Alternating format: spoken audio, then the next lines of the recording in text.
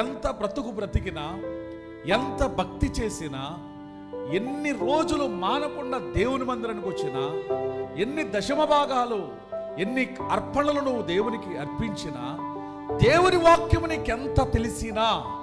దేవుని గూర్చి నువ్వెంత పరిచర్య చేసినా, ఒక్క మాట గుర్తుపెట్టుకో, చివరికి నువ్వు పరలోకం వెళ్ళడానికి నువ్వు సిద్ధంగా ఉన్నావా? ఇవన్నీ చేస్తున్న మంచిదే, కానీ ఇక్కడ వరకే కాదవి.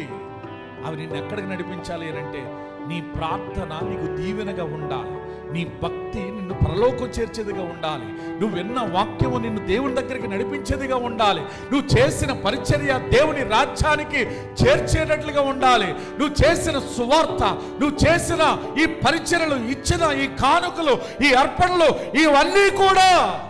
ఇవన్నీ కూడా ఎలా ఉండాలంటే,